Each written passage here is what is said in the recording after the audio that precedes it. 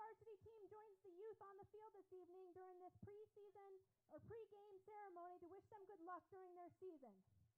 I'll start by introducing our junior high Gators, coached by Cliff Philhart, Kyle Bachman, Rick Beauvais, and Brandon Ramo. In jersey number 12, Colin Abeldinger. Number 5, Chase Boyd. Number 31, Landon Carlson. Number 3, Brennan Philhart. Number 2, Liam Hover. Number 67, Carter Cayo. Number 7, Valen McFall. Number 54, Gavin Moses. Number 81, Madden Nelson. Number 10, Adrian Pennick. Number 22, Donovan Feniger. Number 30, Brandon Feniger. Number 34, Isaac Postwaite. 82, Joseph Reed. 99, Jacob Seamster. 14, Jackson Smith. 15, Wyatt Smith. 53, Sawyer Smith. 68, Kaysen State. 24, Bradley Stilson. 62, Zachary Vanacker. 21, Kellen Bayou. 51, Garen Wright. 50, Jackson Young. And now for the Port Allegany Pony football team, coached by Brandon Bliss, Josh Saltzman, Jake Callenborn, Bryant Trinetti, and Brandon Neal. In jersey number 5, Christopher Kuntz. Number 8, Cole Freer. Number 9, Brandon Neal. Number 11, Isaiah Petruzzi. Number 13, Archer Trim. Number 14, James Ostrom. Number 15, Camden Nellis. Number 25, Lane Gay. Number 26, Aiden Bachman. Number 28, Jacob Wiley. And number 30, Zane Bosworth. Number 34, Christian Reed. 46, Stephen Alcock. 53, Lincoln Bernard. 54, Bryson Roy. 66, Wyatt Louts. 68, Cooper Bliss. 73, Brody O'Rourke. 74, Jacob Briggs. 77, Jonah McKiernan. 86, Noah Weimer. 88, Jude Crosby. 92, Edward Eric. And now for the Port Allegany Pee Wee football team, coached by Carrie Hauber, Pat Warnick, Aaron Austin, Josh Roach, Jeremy Neese, Jamie Kisco, and Justin Philhart. In jersey number 1, Brayton Neese. Number 2, Adam Hauver. Number 6, Thomas Morey. Number 10, Canyon Carlson. Logan Herndon. Number 12, Matthew Morey. Number 22, Ashton Kraus. Number 23, Ethan Causer. Number 28, Resner Sisson. Number 30, Dakota Rashak. Number 42, Camden Stoffer. Jersey number 44, Duncan Ayers.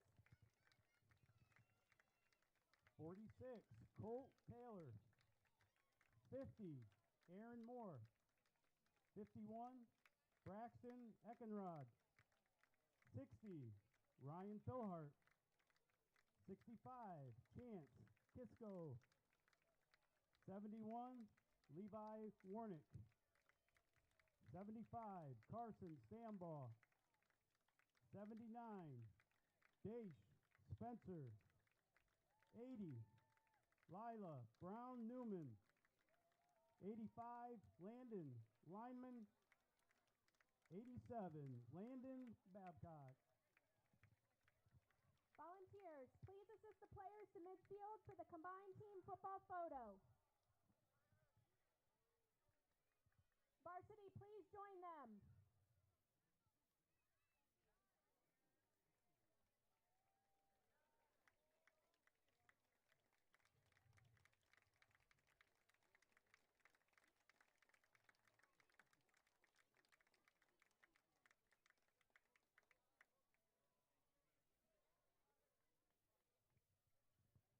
turn, guys, for the team photo.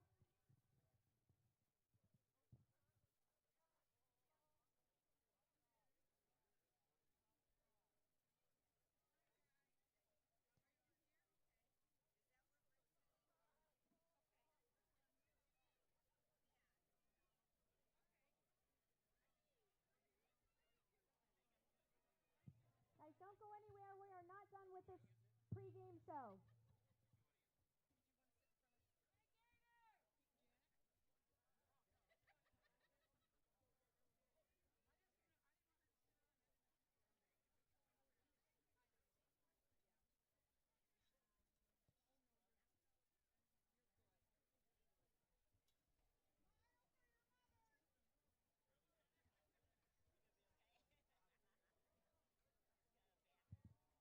Okay, players, please stay there.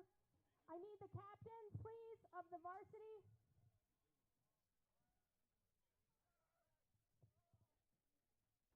If I could have your attention for the last part of our pregame ceremony celebrating Gator football in Port Allegany this evening.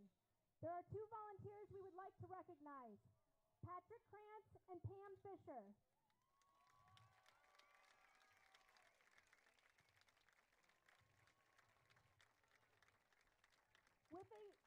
With a combined more than 50 years of dedication to capturing Gator moments from behind their camera lens, their interest in photography started in the 1970s while they were both in school.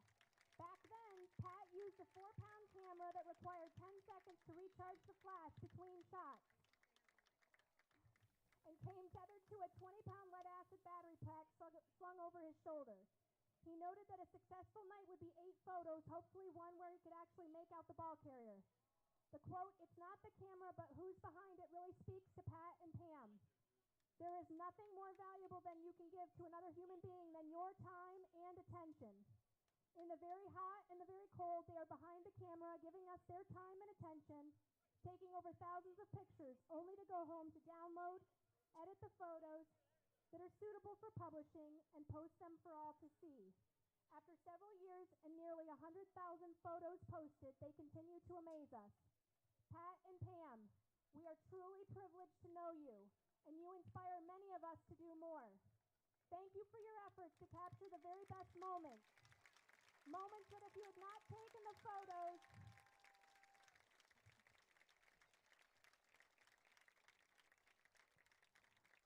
those moments that if you had not taken the photos are otherwise gone, and for your commitment, creativity, and talent.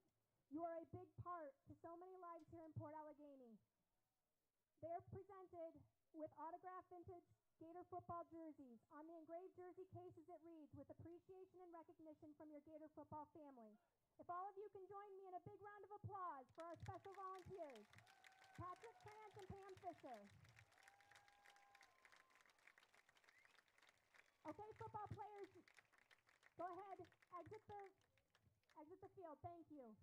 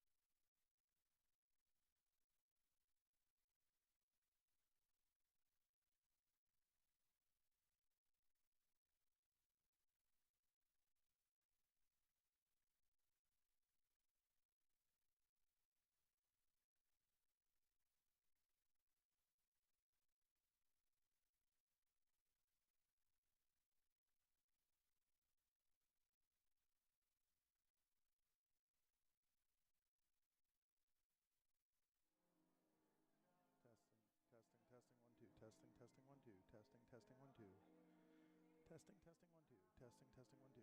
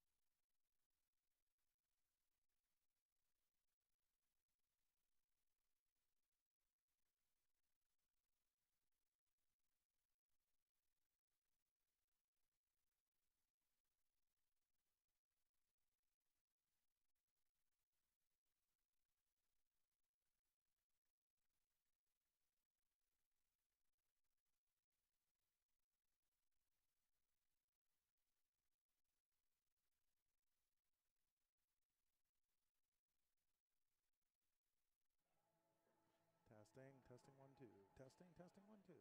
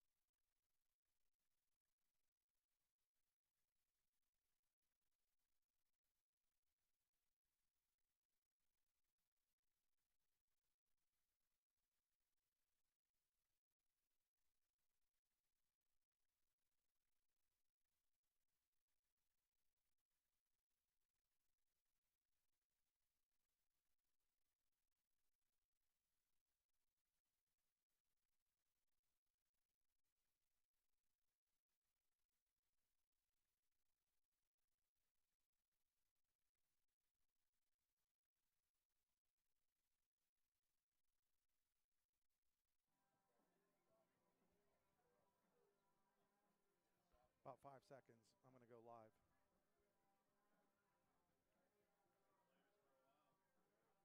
Good evening, ladies and gentlemen. Welcome to another edition of High School Football on the YDL Sports, simulcasting on both the Port Allegany YouTube channel and C93 92.7 FM in Clarion. I'm Chris Rossetti. I'm alongside from Port Allegany, Sean Lathrop, and I do want to remind you that the Allegany Grill in Foxburg was voted #1 in Pennsylvania for waterfront restaurants. Stop on down and find out why. Make a reservation today at AlleganyGrill.com. The Alleghany Grill in Foxburg, where you come for the food and you stay for the view. Sean Lathrop here next to me from Port Allegany. Sean, great to have you alongside. Oh, thank you for giving the opportunity again to do this with you. We did a basketball game, 2 years ago? Yeah, Clarion, Port Allegany in the District 9 quarterfinals 2020.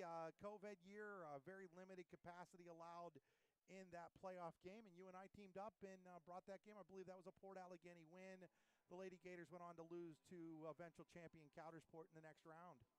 Yes, they did. So, Sean, we're here in Port Allegany, and it's time for our Swift Kennedy and Company pregame show, the official insurance agency of your daily local LLC, the parent company of D910sports.com. Swift Kennedy and Company in DuBois is an independent property and casualty insurance agency. Our success has been built on service and attention to our clients' needs. Our philosophy is service, and our hallmark is integrity. Visit Swift Kennedy and Company on the web at swiftkennedyandco.com. Swift Kennedy and Company, insurance with integrity since 1921. My drive to the game brought to you as always by the Warren Tire Center. The Warren Tire Center makes sure you get to the game in time. And we're going to step aside here to thank some of those sponsors. We'll be back right after this message.